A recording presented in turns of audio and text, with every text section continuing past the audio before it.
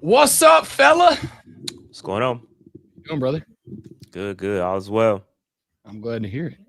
Made it through cut day. Yeah. Well, I didn't get a chance to do the live stream. I was gonna say I didn't get Yeah, the yeah. push That was notification that you got yeah, on. yeah. I had to go into work, so I didn't get a chance to go. Bro, don't they know who the hell you are? I know, man. Unfortunately. Yeah, that works out real well for Rob when he tells them. All You know who your I job am?" did was let down every Panther fan everywhere. Unbelievable. Yeah. I mean, they got rid of a lot of guys the previous day anyway, so it was Yeah. pretty anticlimactic. So it's all good. It worked out.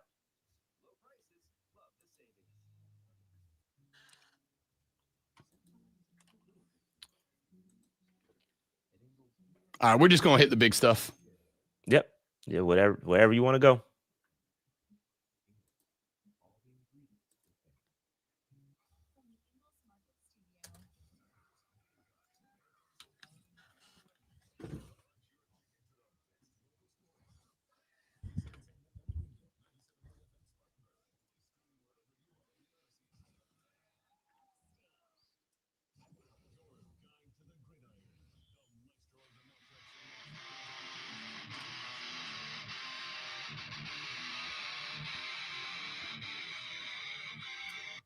Can you dig it? The Rob Brown Show back on your radio. It's the Fan Upstate, 6 till 10 a.m.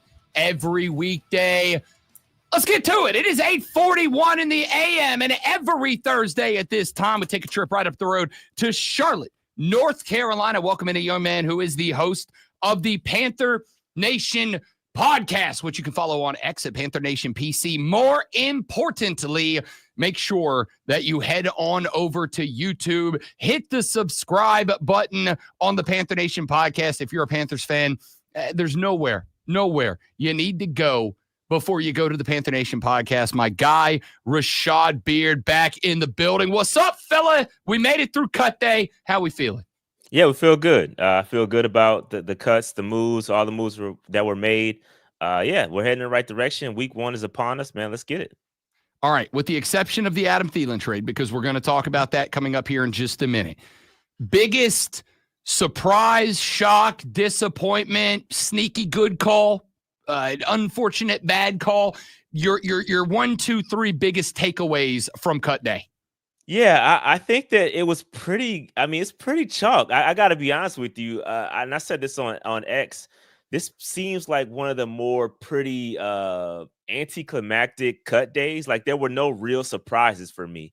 I mean, everything was pretty much predictable for the most part. I think the biggest surprise is going to be Hunter Renfrow. I know we'll talk about him a little bit later, but that's the biggest surprise. I didn't think they would.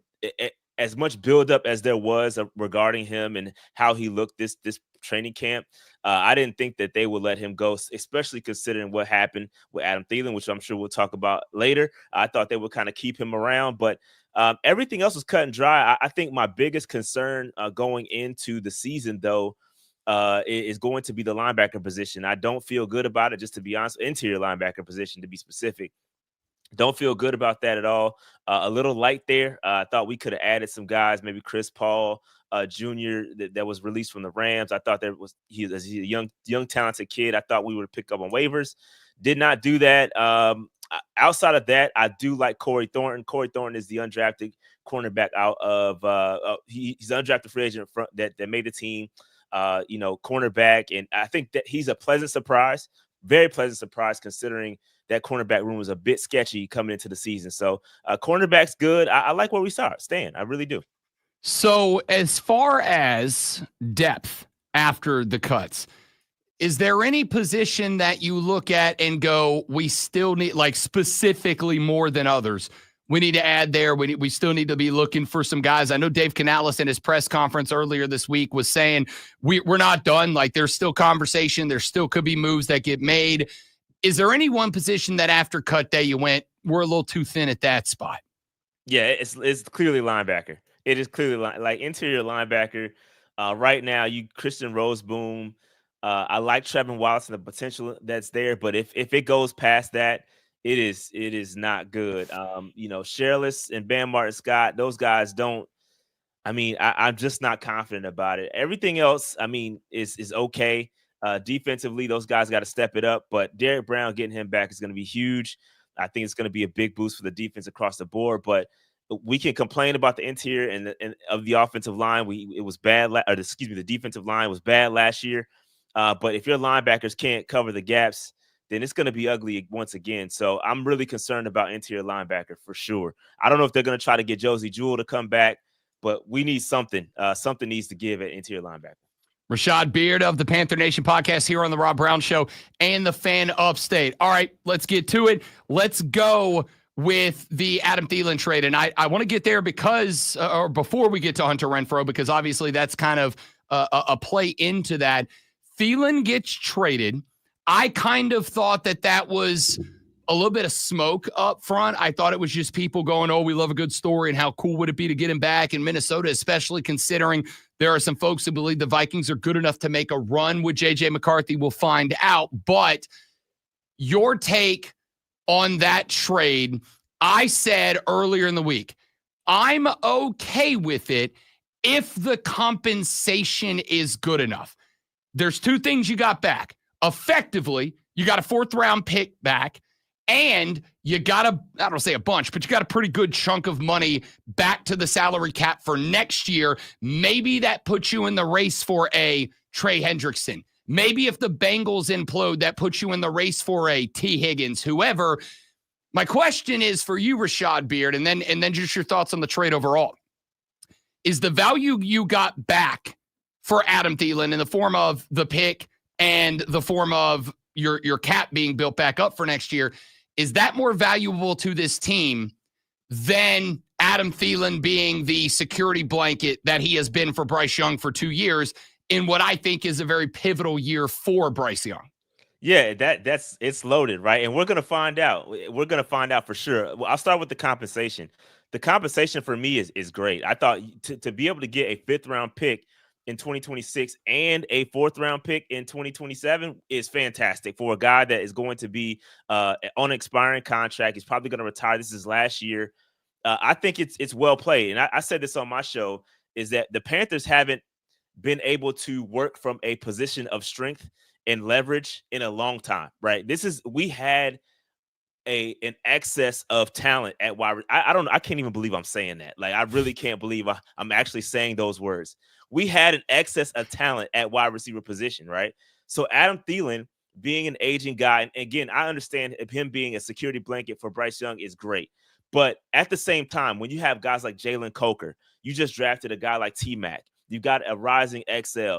You've got Jimmy Horn Jr. These guys are ready to step up. And I feel like now is the time for those guys to step up. There's an opportunity at hand. Jalen Coker specifically, we talked about him last year and how he looked, and he was great when Adam Thelen went down last year. And so he stepped right in, and he was fantastic. So we need more of that. So I think it speaks to the depth that we have at wide receiver and the ability to let him go and get some compensation, which I thought was more than fair for a guy that's on an expiring contract. So I thought it was well worth it. And again, those guys got to step up. They're going to show improve, but I like the deal across the board. All right. So then let's look at what was, I think, maybe even to some degree more shocking to a lot of people, which was Thelen getting traded and not Hunter Renfrow being added back to the roster 17 seconds later. Canales at the press conference was asked about it. And I think once I kind of looked back at the preseason, it became a little less shocking because of the tens of thousands of times that Dave Canales said, we're looking for special teams guys, right? Like, we got 7 wide receivers on the roster. Numbers 5, 6, and 7 are going to be expected to be special teams guys. And I don't think at this point in his career, Hunter Renfrow is a special teams addition. So maybe it shouldn't have been as shocking to people. But Rashad Beard, the dude looked good. And Canales said, we saw some peaks out of Renfrow, but we also saw some dips out of Renfrow. And that's fine. He's the head coach. He saw way more than we did. But, man, what we saw out of Hunter Renfrow looked like that cat was ready to kind of flash back to 2019 a little bit. What's your take on that whole thing with the former Clemson Tiger? Hey man, listen, I thought the Panthers were ultimate geniuses. I thought the play to trade Adam Thielen, to cut Hunter Renfrow and then bring him back after the trade, I thought it was the ultimate play. I thought, Dan Morgan, you look like a genius, right? That's what I thought was going to happen, is that we trade Adam Thielen, we're going to cut Hunter Renfrow, we're going to bring him back because obviously he doesn't have to clear waivers. We can bring him back to the practice squad for right now and then cut and bring him back onto the active roster once Adam Thielen's traded. That's what I thought the play was.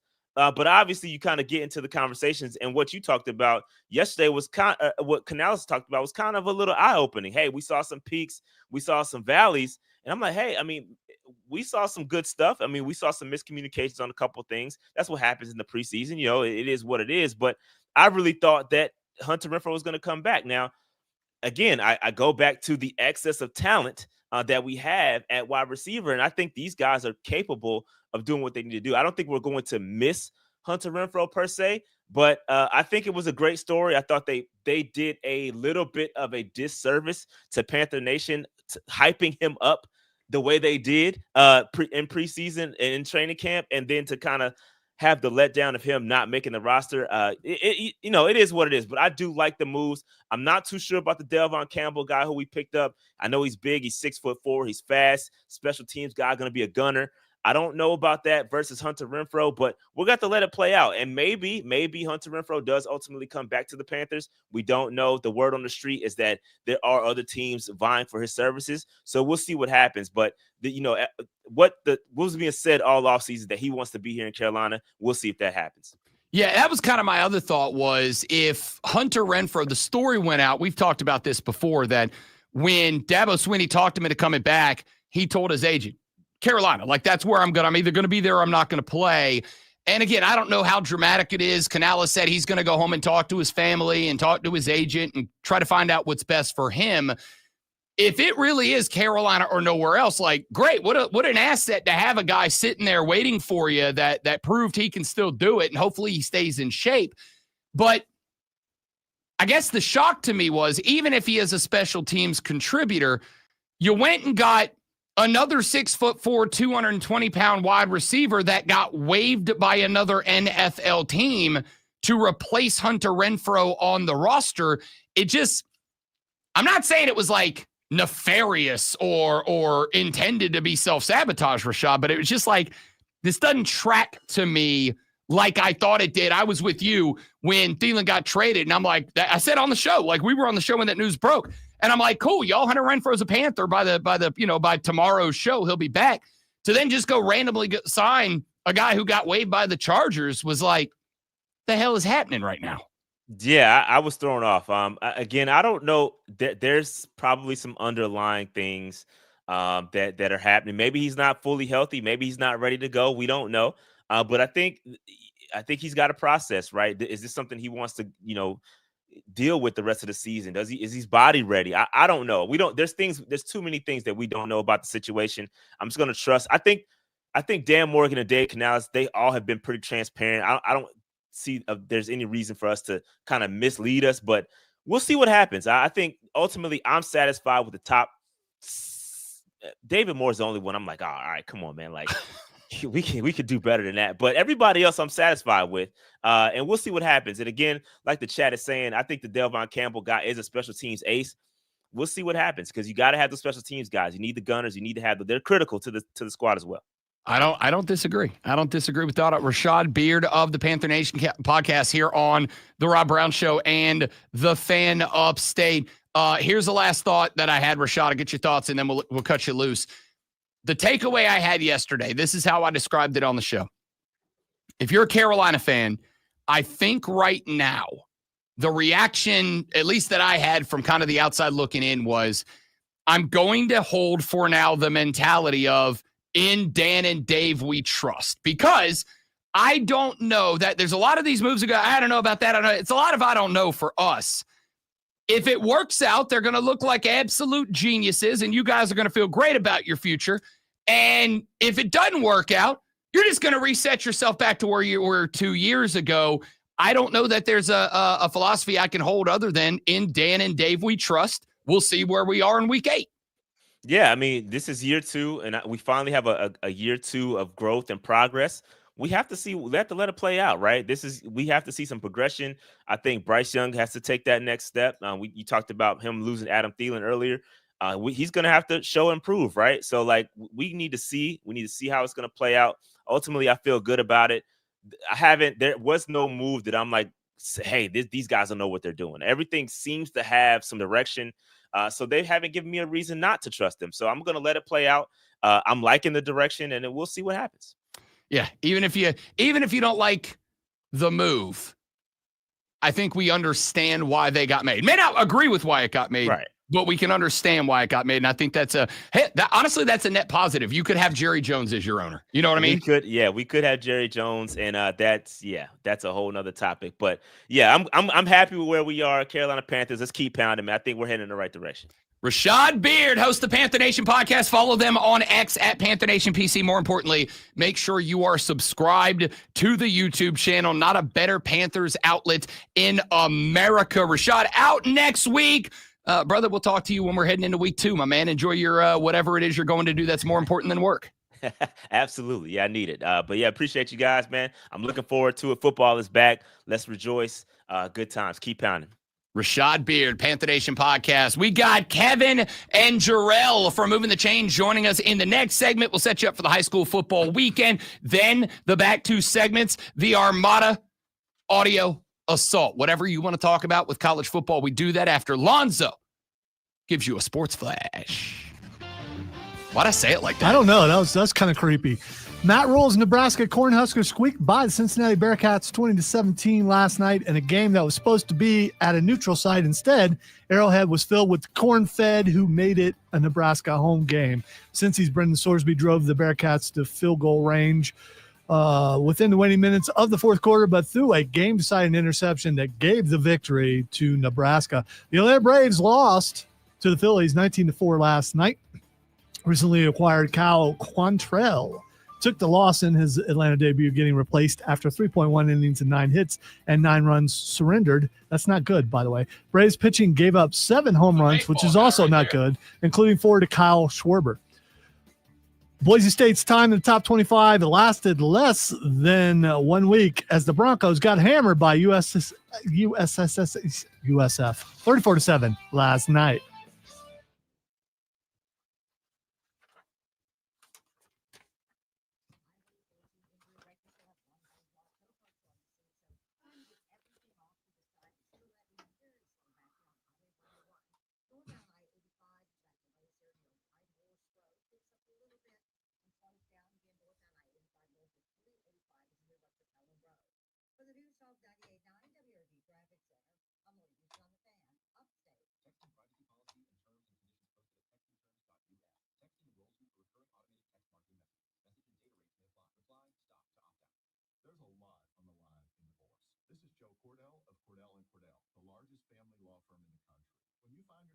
Not true, Shane. For the most part, Rob wants to write the Sports Flash because he took journalism classes, and he's got to do something with those. Feel like it was money well spent. So the only story I wrote was the Nebraska story. I do have to take Rob's Brave stories and try to make them as positive as I can, because he does kind of show that bias that he says he doesn't have. And,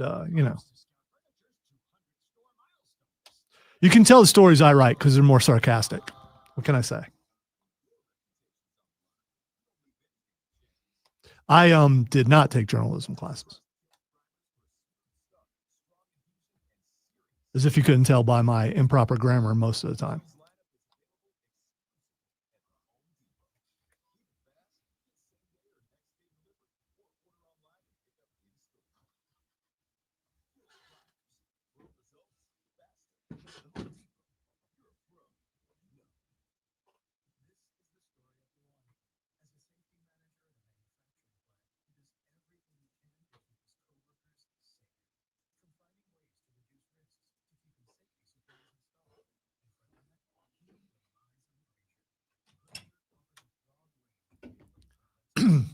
It's true, Rob. He's there. I see him.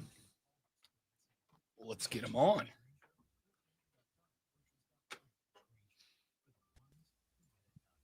Boys, how we doing? Doing well, man. Doing What well. have we done right in our lives to have Jarrell join the show again? I thought he was done with us. Can't even show up for week 0, but he's here for week 1. And he can't unmute himself to talk to us. Yeah, he's actually not going to talk. He's just going to sit there the whole show, Rob. Is that all right? That'd be all right with us. In week 2, I my get some bad. commentary. We'll see. I'm just worried that I wow. upset John last week, and that's why he's not here. You know, that could be. He deserved it, Lonzo. I hope so. It. Hey, it was a true story. He big timed me for sure. I remember that day. I didn't realize he big timed you, but I remember being in there saying hello, and then Yeah, I guess John yeah.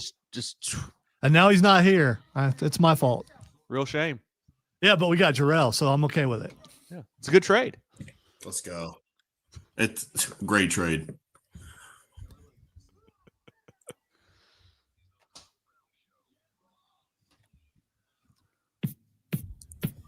The score last year was 30-27.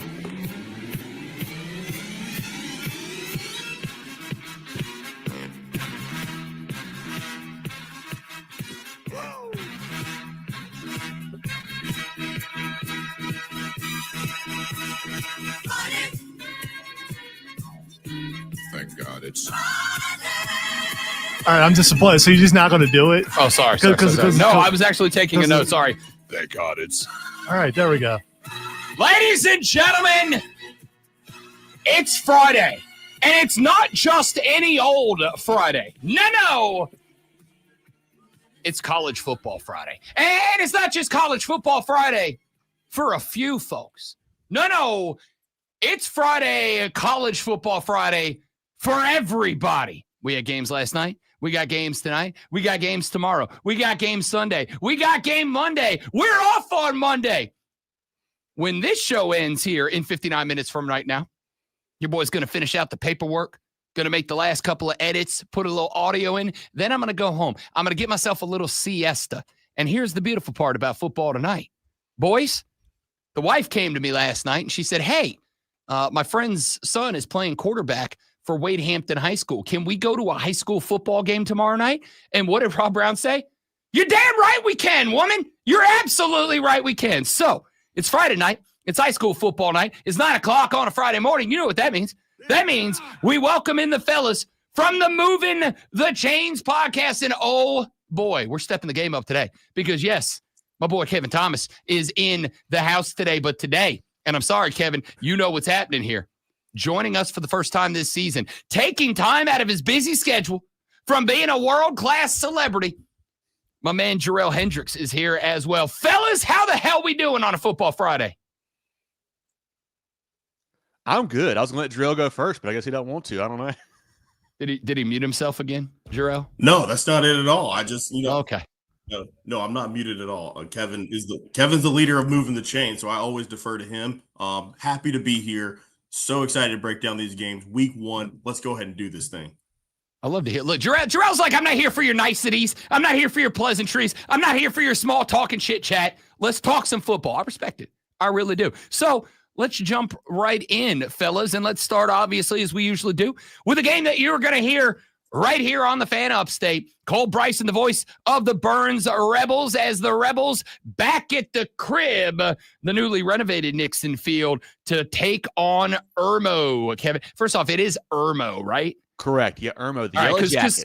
y'all say some town names kind of weird around here sometimes. Hey, it's part of being the South, man. Come on. But Okay, how would you think it was pronounced? Irmo.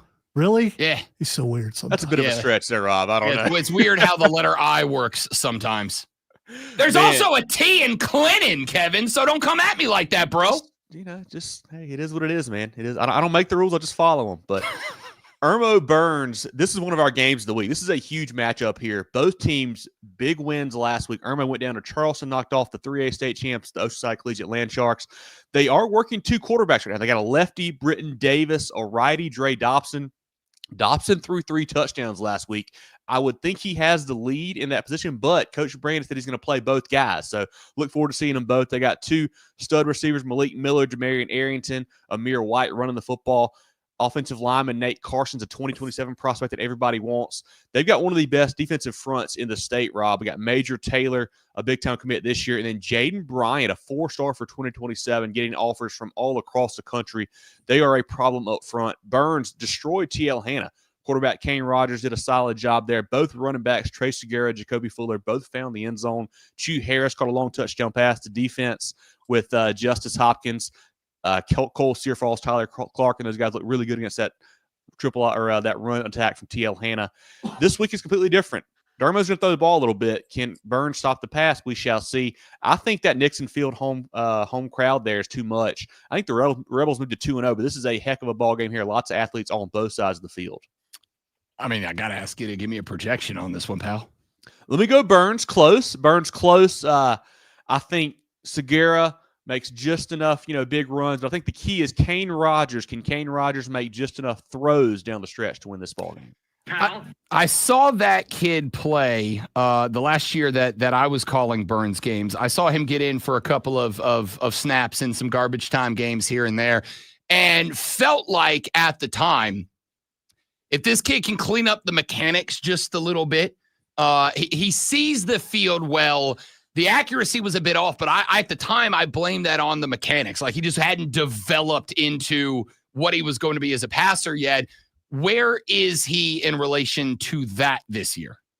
He's getting better and better, man. He's getting more and more experience, obviously. And the key, I think, for him, Rob, is that he's got a lot of help. I mean, you got two of the best backs in the state you can just turn around and hand the ball off to. You got a deep threat like Harris, who's electric outside. I mean, it makes Kane's job a lot easier than some other QBs in the state, but he has certainly progressed playing good football right now for the Rebels. Love to hear it. Let's get Jarrell Hendricks up in here for a minute with a breakdown on Stratford at Daniel. Well, here's the thing. I'm coming off the bench. I missed week 1 or week 0, technically. I hate how South Carolina High School League does this. We should just go week 1. And Kevin's already in midseason form. So I got to break down this game here and try to follow that up, after he just gives this epic rundown. But this should be a fantastic game if you're over there in Pickens County. Should be a lot of fun. Stratford's coming from Charleston, coming from that Goose Creek area. A long road trip today. This game was kind of a neutral site last year. I think it was 36-52 with Daniel winning that game. The Lions, they just continue to reload. They're breaking in a new quarterback in Jace Grass this year, but they just picked up where they left off. They destroyed a really good Chapman team last week, 43-0, but they still got the weapons. You got Trey Wembley there outside. And then on the defensive side, you got PJ Chancellor, Chris Chancellor's son. So, it's just going to be a very good environment over there in Singleton Field. Going to be a good test for both of these teams.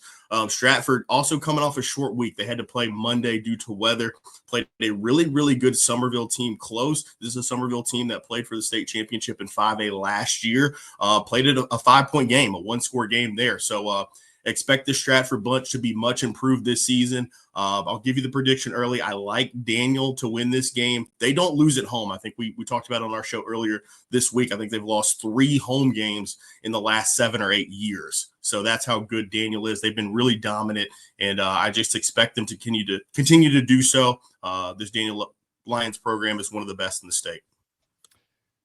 Jarrell Hendricks, you can't ask for a tune-up game when you miss game 1 because you were holding out, bud. That's not how it works. Who are you, Micah Parsons? No, not a holdout.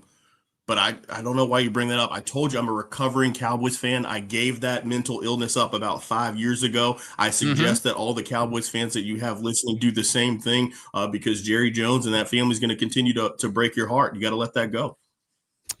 Cole Bryson is not well, boys. Cole Bryson is not well at all. Kevin, let's keep this bad boy rolling. Let's jump to Fountain Inn at Woodruff. A fantastic game last year. Woodruff, a last-second field goal, 130-27.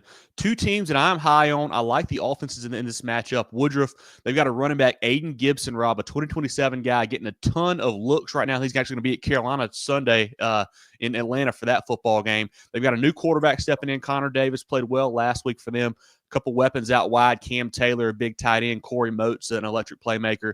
Defensively, Sean Graybill is a stud for Coach Sloan in that group there. Fountain Inn is still an up-and-coming program. I think it's just the second year of having a senior class, so they're getting better and better for Coach Brett Nichols. Love that quarterback, Sam Holliday. This is his, I believe, third year starting them, I think it is actually now. He's a really good playmaker for them. They got some weapons around him as well. They're getting better and better. I think Fountain Inn's got a real chance to go win this football game. The fact that it's at Woodruff, I'm going to lean the Wolverines. But I think it should be a good matchup tonight over in Spartanburg County.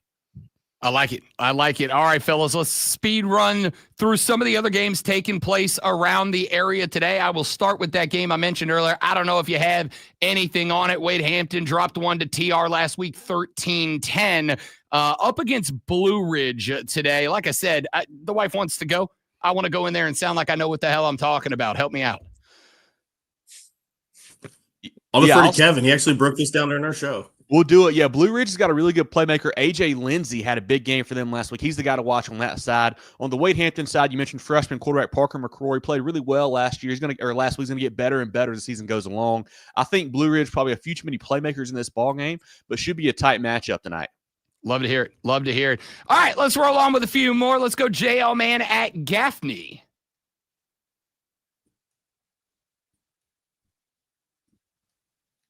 Good take. I like it. All right. I guess Gaffney. Drill, you take this one. Yeah. Okay, Jailman Gaffney. This one could get a little bit ugly here. Jailman really took one on the chin to Midland Valley. Had to play that game on Saturday due to weather. Gaffney's coming off a heartbreaking loss to Independence out of Charlotte, one of the premier programs nationwide. I think Gaffney's going to be, pretty upset about the loss last week. They're going to get right. Jail Man may be in for a tough season. It's going to be a cool story, though. Got Bryce Smiley, the head coach there at Man, has a little bit of a homecoming as he played there, won a state title there. We talked to him this offseason, but I think the Indians roll in this one. Easley at Wren. Two teams looked really good last week, Rob. Easily destroyed what I thought was a solid Pickens team. Wren looked the part. Coach Freight's really high on that bunch this year. I think there should be a pretty good football game here. I like Wren by a little bit at home, but two up-and-coming programs, it feels like. That Wren team is always interesting to me because you go there, and I got a lot of respect for it because, it's a stadium that's straight out of a 1980s, underdog football team that's just trying to make it, having to do car washes. That team hits, boy. That team likes to go play some old school football. The defense is really good this year. That's going to be their calling card for sure. They got some new pieces on offense. They're slowly breaking in, but the defense is going to keep them in a lot of football games until later on when those guys do catch up. So I think that Hurricane team could be in for a deep run in 4A. All right, let's speed run a couple more. Let's go Boiling Springs at Malden. Boiling Springs, these are two teams. Malden is a team that's kind of under Coach Cook. I think this is his third year going in there. They're doing some good things, trying to develop that program. And then Boiling Springs, it's kind of a rebuild. Had a good win last week against Greer. Could be an interesting matchup there. I really think this should be a lot of fun to watch. Dorman at the Crib taking on Catawba Ridge. Catawba Ridge out of the Fort Mill area has the best player in the state. He's a top 5 national guy for 2027, cornerback Joshua Dobson. If you want to go see some talent, go check him out. Dorman, a huge win last week over Greenville, a Greenville program that's a little bit down this year. Nick Means had 150+, 3 touchdowns rushing. This is a matchup of two teams I think are pretty good, but we're not really sure how good yet. Two teams that could make some noise in the playoffs, but I've got a feeling that Dorman is pretty good this year, and I think the Cavs win at home. Jarrell Hendricks, we have got a handful more with about 3 minutes left to play in the game. What's your favorite game we have not gotten to yet, and your thoughts on it? Favorite game so far, probably be Buford Greenwood. I like this story. Got Bryce Libran coming up. He's the head coach of the Buford Eagles. There is a Greenwood alum. There's been a lot of rumors of him kind of being that coach in waiting there. So we'll see if that actually happens. Buford's kind of been down a lot the last couple of years since they won a state title against a really good Powdersville team a few years back. And this Greenwood team, I really love Tristan Lewis, one of my favorite players in this 26 class. He plays quarterback right now. He's a South Carolina commit. He's probably going to play DB for them. Probably going to be a Nick Eamon-Wari type transition there for Coach Beamer's squad in the future. But I think that's an intriguing matchup. Going to be good down there in the back. I think Greenwood's going to win this game comfortably, but I do like the storylines, and I think it's going to be an interesting matchup. Kevin Thomas, same for you. Game we haven't gotten to yet that you're most interested in. Powdersville at Abbeville. I mean, these have been absolute thrillers the last couple of years. Two teams in different classes, but have made a nice little rivalry out of these games. Abbeville's got a couple studs offensively with the Baylor brothers there. They're always good, always a contender and probably a favorite to win 1A. Powdersville scored some points last week, but also gave up a lot of points to Seneca. Surprise there. They've got a big quarterback, Keegan Reed, for Coach Mustard, that can really get it done there. Tavius Williams is a weapon out wide and on defense for them. Powdersville Abbeville should be a fantastic ball game down there at Hyatt Stadium in A-Town. Love to hear it. Kevin Thomas, Jarrell Hendricks, 2/3 of the Moving the Chains podcast. You can find them on Facebook at facebook.com/Moving Chains. No G. Same on Twitter and Instagram. And the podcast available on Spotify, Apple Podcasts, Google Podcasts, wherever your major podcasts are found. Fellas, where are y'all going to be at tonight? What's the play? Looking ahead to the new Nixon Field, Rob. Checking it out tonight. Irmo Burns should be a great matchup. I like it. I'll be over at Wade Hampton watching the Generals play. Jarrell Hendricks, you son of a gun. Good to have you back on the radio show, buddy. Hey, I appreciate you and Lonzo welcoming me back. It felt so good. You know, I stepped out this morning, nice chill in the air, but it felt good to jump in the studio. It's fall. It's time. We got high school football tonight, college starting. We're going to be full blown with NFL next week. I'm just excited for it, guys.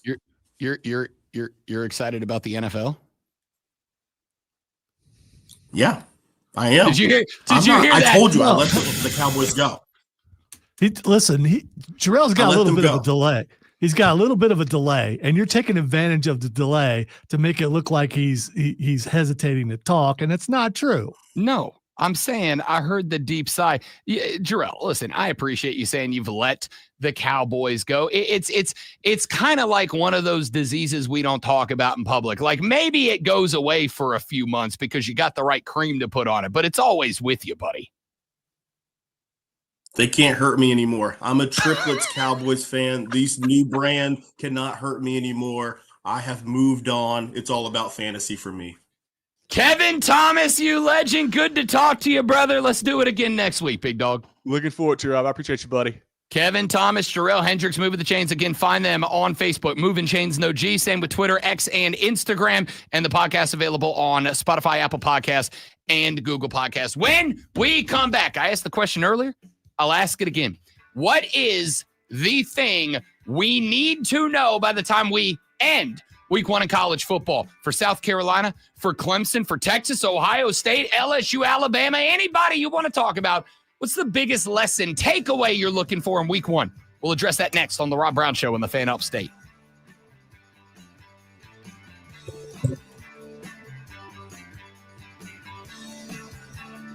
Nice job, fellas. Thank you, buddy.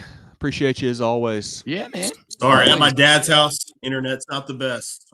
I was gonna say it sounds like Jarrell's getting his Wi-Fi off of a baked potato. You are so mean. What are you doing, man? It's out of love. Jarrell knows that. It happens. It's all I'm out of not love. home. Oh, of course. Boys, enjoy the football tonight. We'll talk to y'all next week, guys. See you, buddy. Later, guys. You enjoy that barn burner at Wade Hampton. Oh, I'm going to. See you, brother. Oh, the boys. Love the boys. All right, guys, stay right there. I'll come back, respond to all your texts next. Don't go anywhere.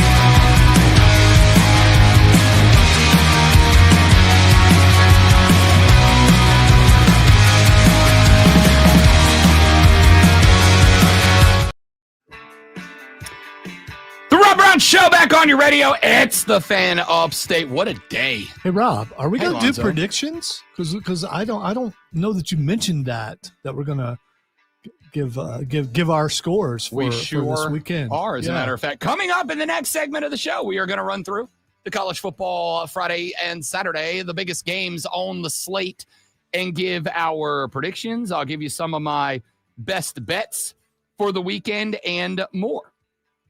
Want to thank Matt Moscano for coming on. Matt Moscano coming on the show earlier from ESPN Baton Rouge.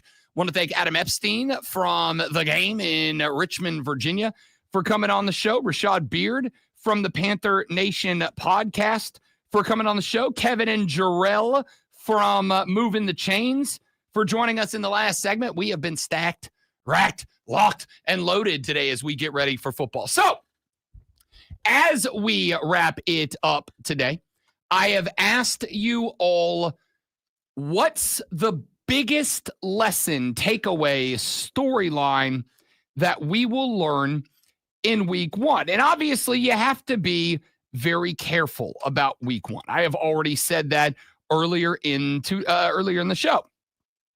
I had a bet yesterday on the Nebraska Cornhuskers to cover 6.5 against the Bearcats of Cincinnati. They did not. They did get the win because Cincinnati, for some reason, decided inside a field goal range down 3.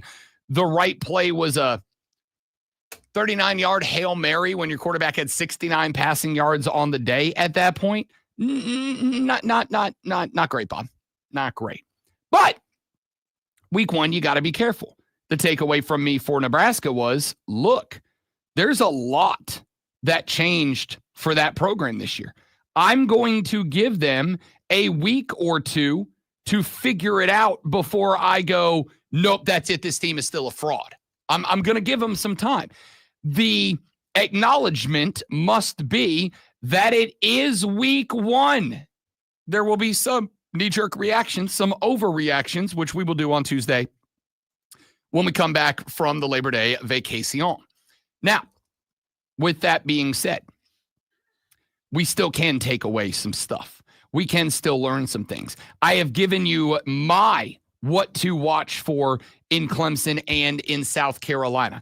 For the Clemson Tigers, the question is, do you have even a semblance of a run game?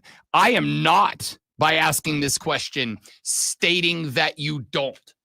I'm stating that I don't know if you do. And I think we will at least get to see an idea. At least I think we'll learn if we have an idea. I think even if they're not wildly successful on the ground against a very good LSU Tiger team, I think you'll at least be able to walk out of that game going, well, the foundation was there, right? And maybe they do. Maybe they go out there and they bust it. I don't know. Maybe we come back on Tuesday and we go, damn, Clemson can run the football. Like, it's not all on Cade. And we may come back on Tuesday and go, damn, they can't run the football at all. They're in trouble. Cade's going to have to throw for 325 and 3 touchdowns every game to give them a chance. That's the biggest takeaway. Is there, at least for Clemson, the foundation for a successful run game? For South Carolina, the question's going to be, did you put yourself on the map for the voters? Did you create a world where the College Football Playoff Selection Committee at least notices you? Because again, 10-2 will get you in if you are South Carolina this year. 10-2 will get you in. 9-3, you might be, because you do have that tough of a schedule. 9-3 might get you in. You might become the first 9-3 at-large team in the expanded college football playoffs. But if that is going to happen, and I think you should prepare as if it will, because again, the back half of that schedule is rough. If that is going to happen, I think you have to put yourself on the map Sunday. I think you need to blow the doors off of a ACC team in Virginia Tech. I think you need the people on that selection committee who will not meet and vote until November. I think you need them thinking about you now. I think especially because if you go 9-3, those 3 losses are most likely all going to come in the back half, right? The theory is if you're going to lose, get it the hell out of the way early. You can't. I've already said, if this Gamecock team does not start 5-0, they will not make the playoffs, because the likelihood of going 4-2 in those final 6 games against top 10 teams, it's a strong possibility. I think it is just as big of a possibility that you go 3-3. And if you drop even one of the first 5, 3-3 eliminates you from even being considered. If you lose one of the first 5, you must then go 4-2 down the stretch. And 9-3 is not a guarantee. If you want to be in the playoff, you need to go 5-0 out of the gate. And in those 6 of 7 against top 25 teams down the stretch, you cannot at that point, you cannot do worse after that than 4-2. So I think the question mark is, did South Carolina do enough against Virginia Tech to where the voters have you in their thoughts a couple months in advance? And then the question will be week by week, do you do enough in these first 5 weeks that you stay at the forefront of their thoughts when it comes time to submit some ballots? Those are the big questions that I have for your 2 teams. I think there are some other questions that we are going to get answered this weekend. Last night, and let me be very clear, this is not an indictment. I did find it interesting last night that the Big Ten went 0-4 against the spread against MAC level teams. 0-4 against the spread. That basically tells me that nobody from that conference stood out in week 1. It's week 1. Don't overanalyze. Don't overthink this. It is just week 1. And considering some of the Big Ten teams that played last night are teams that are, I think, going to take some time to get the ball rolling, I do not think it is going to be that way the entire run. I am going to say I was shocked last night that the Big Ten went 0-4 against group of 5 teams against the spread. It means nobody stood out. It means nobody overperformed. And I am looking for out of that conference. Was a major Big Ten team playing last night? No. Okay, so mostly the bottom feeders. Correct. But here's the problem with the bottom feeders. If you end up in a spot where Oregon is 10-2, Penn State's 10-2, Ohio State's 10-2. If you end up with one of your heavy hitters at 10-2, what makes the distinction between why a 10-2 team in your conference should go over a 10-2 team in the SEC? Or hell, if I'm right about the ACC, a 10-2 Big Ten team should go ahead of a 10-2 ACC team. If I'm right, I might not be, but if I am, the point here is, if you're the Big Ten, I think right now the conversation is we need to show that we have depth in this conference, because I think the narrative, at least for me, the narrative is it's not a conference with depth. It's not. It's a conference that's got 3 good teams, 2 mid teams, and then a bunch of teams that don't scare me all that much. The question is, can you get the bottom feeders performing in a way that if there is a lot of teams at the end of the year all sitting on the bubble together, can the bottom half of the conference build enough of a enough of a foundation of respect for the conference that the teams in the top of the conference, if they end up in a bubble, can ride the resume to a playoff spot? And keep in mind, this is not just about having teams in the playoffs. This is about the paycheck to the conference that comes because teams are in the playoffs, right? Like, it is mission critical that you make every dollar and dime that you can make. And getting teams into the playoffs is the easiest way to stack a whole lot of millions for everybody in the conference to kind of float all boats with the rising tide, so to speak. So I am going to be interested in what the rest of the bottom half of the Big Ten looks like over the weekend. So let's do this. There's just a couple of thoughts. You're welcome to text yours in to 844-326-3663. Kane leaves a chat comment. He said, does the SEC have better depth? The answer is we're going to find out. But my preseason prognostication is, yeah, they do. I think they do. I think this year, and if you have followed this show for any length of time, you know that I have historically, traditionally, consistently been probably one of a very small number of hosts across this region and the South that is always pushed back against the SEC. It just means more narrative. We're the SEC and nobody else deserves to exist narrative. I have always pushed back against it. I'm having a hard time doing that this year. I think there's a lot of good teams in this conference, like a lot of good teams in this conference.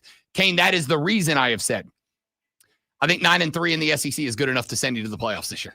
Hey, with some help. But I think it is possible a 9-3 SEC team this year could grab the 12th seed because of that depth and that quality in the conference. All right.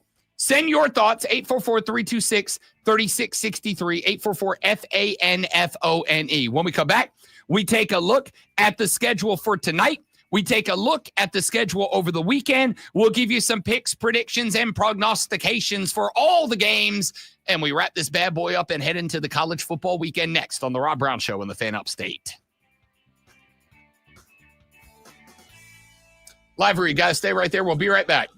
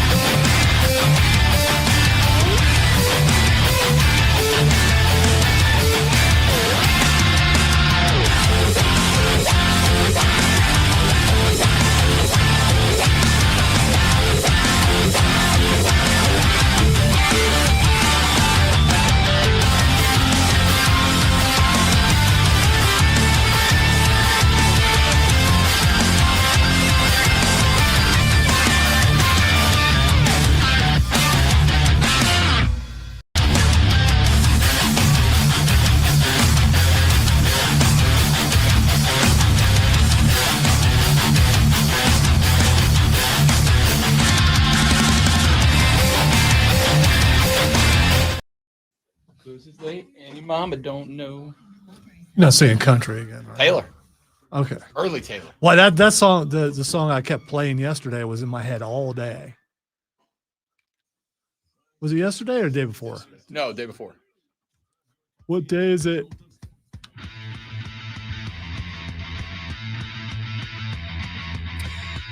All right, let's take a look at the college football schedule here on the Rob Brown Show and the Fan Upstate as we wrap up our broadcasting week and head into not just a 3-day weekend, people. No. We head into the college football 3-day weekend. Let's get to it. We'll look at some of the big games on the schedule tonight and tomorrow. Tonight, really just two that jump off the page. 8 p.m. tonight, the Auburn Tigers on the road at the Baylor Bears. Auburn is a 2.5 point favorite in this one. I genuinely have no idea what to make of the Auburn Tigers right now. I have no idea. On one hand, Hugh Freeze is up against it. And I talked to someone yesterday who is a dear friend of mine that covers the Southeastern Conference, who said to me that they think Hugh Freeze is not just on a hot seat. They think that the folks at Auburn are already having behind-the-scenes conversations, waiting for a trigger moment. We talked about this with some of the coaches that have been fired over the years. You kind of need that trigger moment to go ahead and fire a guy. And I'm blanking on which one it was, but the NBA coach this year who lost his job with what, like five games left to play until the playoffs. Oh, Denver's coach, Michael Malone. When Michael Malone got fired, and they were like 5 games out from the playoffs and had already locked in a spot. And they fired Michael Malone, and everybody was like, yo, WTF. But they lost like 5 games in a row. We're still locked in, but they lost like 5 in a row, and they fired the guy. And there were a bunch of people that came out of Denver and said, look, man, like the Nuggets entered this year already looking for that moment. They waited too long to fire him in the offseason. And whether it was because Jokic was done or they thought guys were going to leave because of him at the end of the year or whatever the case was, they were just looking for that trigger moment. I think that might be the case with Hugh Freeze at Auburn. 2.5 point favorites. Sorry, Keegan. I love you, buddy. I'm actually going to call the upset here. I'm going to call the upset unless there is a quarterback shift in this game. Unless, and we talked about this a couple of weeks ago, the rumor coming out of Auburn that Hugh Freeze does not want to go with the guy that they paid a lot of NIL money to transfer there in Jackson Arnold. He actually wants to go with the backup Deuce Knight. The problem being they paid a lot of money to the guy out of the transfer portal in Jackson Arnold. Unless Hugh Freeze makes that shift, Zoe, I'm going to pick the upset and go with the Baylor Bears at the crib over Auburn as a 2.5 point dog. Wow. I know. Wow. I know. I'm going to go with Auburn. I can't believe they have fallen so far that they would lose to Baylor. Georgia Tech on the road out at Colorado. And while we did not do an audio blitz today because of the absolute sheer number of guests that we had joining us. A lot of guests. A lot of guests today. Give me Georgia Tech. However, also give me Deion Sanders with this bite. Oh, why is it? There it is. I found it. Don't worry about it. Here's the clip. Anything about Folsom, about this stadium that surprised you, that you didn't expect? Yeah. The smell of weed in the second quarter it surprised the heck out of me. Like every game, I'm like, dang, like it seems like it's like a light up quarter. You know what I'm saying? Like, so is this the quarter that y'all chose? Like, I'm serious. It's a TV timeout. It never fails. And I'm like, wow. You know, some of the great traditions in college football, Osceola and Renegade planting the spear, Clemson running down the hill, Space Odyssey playing with the towels waving, Sandstorm kicking up, the Hokies coming out to enter Sandman, and 10,000 joints lighting up across Boulder, Colorado. Best traditions in football. It is legal there. So I wasn't aware you could do that legally inside a stadium, but I mean, you know. I have no idea. I also know that that's not going to stop people. By the way, at all. Much like what happened with Boise State yesterday, I think that Colorado is going to be taken lightly because of the sheer star power that they lost. I'm going to pick Colorado with the upset. I think Colorado is going to be taken lightly because of the sheer star power that they lost. Unfortunately, good vibes don't replace a Heisman Trophy winner and an NFL quarterback. Good vibes don't do that. Tech wins this thing going away, in my opinion. Let's go to Saturday's matchups. We open it up at noon. The Texas Longhorns on the road in Columbus, Ohio. I've already given my pick. I don't think we have to worry too much about what Zoe's is. By the way, interestingly enough, the Ohio State Buckeyes were dogs by 3.5 to open. That line now bet down to 1.5. A lot of money coming in on Ohio State. Give me the Buckeyes at the crib with the dub. Yeah, I'm just this is the battle of hyped quarterbacks. I guess. Well, I don't guess. We know that Arch Manning has the most hype. I'm not going to bet against the Buckeyes. I don't think you would. Be weird if you did. I'll go against my team if I think they're going to lose, but I don't think they're going to lose. I think they could lose, but I am going to take Ohio State at the crib. Let's look at this one. I'm going to tell you right now, this game interests me a lot. It's not necessarily one that has drastic national importance. I do think this one could be more interesting because, and we talked about this at ACC Media Days, I did have some sit-downs with some of the fellas from the Syracuse football team. They are ready to go to war for Fran Brown. I got the vibe about Fran Brown. Very similar vibe to the one I got about Brent Key when he made his debut at ACC Media Days a couple of years ago. Syracuse is a 13.5-point dog on the road at Tennessee. Neyland Stadium is obviously going to be hopping. I'll pick Tennessee in this game. I will say keep your eye on it just in case because it might be sweaty at the end for the Vols. That would be rough because Tennessee fans would. Tennessee's going to win this game now. I think so. I'm just saying keep your eye on it in case it gets interesting. Give me Mississippi State over Southern Miss on the road. Some of the other big games on Saturday. Do not have a line on this game. I don't know if they will come out with one. Navy is going to smoke VMI. I only mention Navy because they are my group of 5 champion. Indiana at the house, number 20 in the country, taking on Old Dominion. Indiana favored by 23.5 in this one. Speaking of losing the star power, I don't know if Indiana's got it to cover 23.5. I'm not going to touch that game.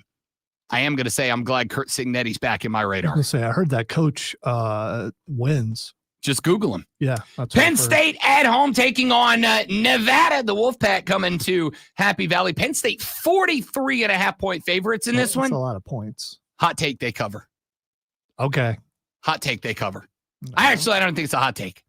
I think Penn State's going to win that by 50. Maybe if it was week 2, they would cover, but I don't know about week 1. I think Penn State's going to run the football a lot more than people think they are. I think a lot of people got caught up in Drew Aller, and I understand that. Penn State ran the football last year. Penn State will run the football this year. There's no need not to run the football. And as James so eloquently said on the stream, Nevada is not good. So I'll take Penn State to cover 43.5 in that one. Marshall's at Georgia. Georgia 38.5-point favorite. Same thing. Sorry, Thunder and Herd. You're walking into a buzzsaw. I got Georgia winning the SEC. I think they covered 38.5. Yeah, I mean, come on. Here's your hot take. The line has moved. Florida State was a 13.5-point dog. It is now Alabama minus 14.5 points. Alabama wins. Florida State covers. I said I believe Florida State's back. Not that back. I don't think Alabama is as good as people are. I'm going to pick Florida State in the upset. I mean, here's the thing. I really do believe that could happen. And the other thing is there's nothing on the line for me to do that. So, that's fair. Yeah. I will acknowledge that I am in Diesel and Cole's wire-to-wire upset pick. And I did go with this one because it's one of two things is going to happen. Florida State's going to go 4-8. Or they're going to go 10-2. Yeah. And there's no in between. I don't think it's 7-5. They're either going to be 4-8 and everybody's going to go, oh, how the mighty have fallen. Or they're going to go 10-2, get into the playoff, and everybody's going to be like, yo, what the hell is that? I will sprint through some more through the rest of the day. Florida at home against Long Island. No line on that one. I'll take them to cover up whatever it is. Number 17, Kansas State hosting North Dakota. Texas A&M, UTSA, Clemson, LSU. The Tigers are 4.5-point favorites over the Tigers. Give me Clemson to cover. Almost for decades, I have been on Clemson's radar, and people hate me who are Clemson fans. But if they look back for the majority of the time, I usually pick Clemson to win. I've said before, I'll say again, Clemson is the ACC, especially this year. They're the ACC. And, they're going to win. I think they and we're gonna watch Chip Kelly's face just morph into something unrecognizable. Georgia State 34.5-point dogs on the road at Ole Miss, number 21 in the country. The next big games we look forward to on Sunday. Obviously, kick it off with Virginia Tech, South Carolina. The Gamecocks 7.5-point favorites. They got to win by over a field goal in this one. I'm going to go with the optimistic view. Gamecocks cover 7.5. I think they got to win this thing by 12 or better. Yeah, me too. I think they put on a show in the national spotlight, the only game that's on. Notre Dame at Miami. Notre Dame 2.5-point favorites. I don't trust Mario Cristobal. Give me the Irish, even with questions at quarterback. Yeah, Notre Dame wins. And then we wrap it up. TCU at North Carolina. TCU 3.5-point favorites on the road at Chapel Bill. Horny Toads. Well, you know where I'm going because I think you're wrong. And in order for you to be wrong, that means North Carolina's got to win a bunch of games. So I'm going North Carolina. Fair enough. And now the Rob Brown Show presents Twitter. All right, time to find out what the X is going on for the last time this week. The first thing that's Xing is Kyle Schwarber. Kyle Schwarber Xing because he last night committed unspeakable acts of atrocity against the Atlanta Braves. 4, not 1, not 2, not 3, but 4 gigantic dongs put on display last night by Kyle Schwarber. Becomes the 21st player in Major League Baseball history to have a 4 home run game. The Phillies rout the Braves 19-4. And to the texter who texted earlier and said, Rob, good news, college football's here. You can stop worrying about the Braves. Buddy, I stopped worrying about the Braves 2 months ago. I'm not worried about the Braves. They're trash-tastic. I'm already looking forward to 2026. I'm not even going to give you a buddy there. It deserved that. Oh, yeah, 100% it did. For sure. All right, the next thing it's Xing, and I don't know why. I just want to say this, Marcus Aurelius. Marcus Aurelius. Why Xing? It's not, I went there to find out. It was a bunch of philosophical takes. Yeah, so Marcus Aurelius was obviously a Roman emperor in the 100s, I think. Like in the 100s. I know that he was either the 4th of or the 5th of the 5 good emperors, which is a group where Rome was really kind of at its peak, the ancient Roman Empire. And he was kind of known for having a very good relationship with the Roman philosophers of the day. I don't know why he's trending. Me either, but I just want to say Marcus Aurelius. We'll find out why he's trending. I don't know. The next thing that's trending is Cody Rhodes. Cody Rhodes is trending because adrenaline is in his soul, and every thought is out of control. I don't know the answer to that because I have not watched wrestling in 2 weeks. You're so focused on college football that you missed a few things. So no. I'm giving you excuses for not knowing why. Just had a baby girl. Oh, yeah. Good for him and Brandy. It just came across the wire. Good for him. I didn't want to hit breaking news on it. So, but yeah. All right. The next thing it's Xing is, we got enough time. Just a couple more. Next thing it's Xing is Michael Jackson. Birthday or death day? Well, birthday. Michael Jackson is. Can you think of Michael Jackson and not think of the accusations, or can you just think about the music? Yes and no. That whole situation remains very complicated. And I have over the years made an effort to understand and get to where I can separate art from artists just to accept mainstream. But I don't think you can. I don't think you can. All right. The next thing it's Xing is Peacemaker episode 2. Dropped last night or dropped today? This is the funniest and most disturbing out of all of the ones that they've had for 2 seasons so far. Love it. I have finished all, but I have to watch the season finale from last year, and then I'll be in. I laughed out loud. It doesn't happen very multiple times. Tim Meadows is the man. That's all I'm saying. Tim Meadows is amazing. He is. All right, and finally, you don't want this, Dewey Cox. It's not addictive at all. Finally, the last thing that's Xing is Lee Corso. Tomorrow, ladies and gentlemen, we say farewell to one of the GOATs. Tomorrow, the final broadcast of Lee Corso, a legend and icon in sports broadcasting. The final college game day of one Lee Corso tomorrow. I'm going to keep it a buck. When we start Bet for the Cycle, the final ever edition of Bet for the Cycle tomorrow at noon, your boys' eyes are going to be red and a little misty. I guarantee it. The ladies' man. Yes, I am the ladies' man. Freaking love Tim Meadows. What? Tim Meadows is in like the GOAT comedian group who's never mentioned in the GOAT comedian group. He is so funny in this episode. It's his first one. Episode 2 is his first one on Peacemaker. It's hilarious. I'm going to say more than most other comedians. I don't think you can name me a thing Tim Meadows in that he's not hilarious in. That is it for us. Y'all enjoy the football weekend. We're out on Monday. Don't drink and drive. I'll punch you in the face. Be back here Tuesday because we're going to have a gazillion things to talk about, and we will. See you back here Tuesday on the Rob Brown Show in the Fan Upstate. Later. Adrenaline in my soul.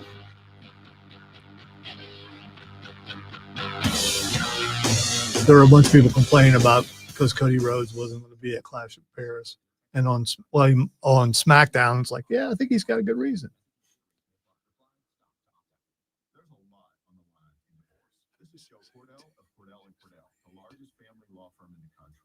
When you find yourself facing divorce, you need a partner you can count on. Connect with a local divorce attorney today. All right, guys. Got to enjoy your weekend. Yes, indeed. Just one more not so fast, my friend. Man, Lee Corso, GOAT legend icon. Y'all have a great weekend. Enjoy the college football weekend. We will see you back here on Tuesday. See ya.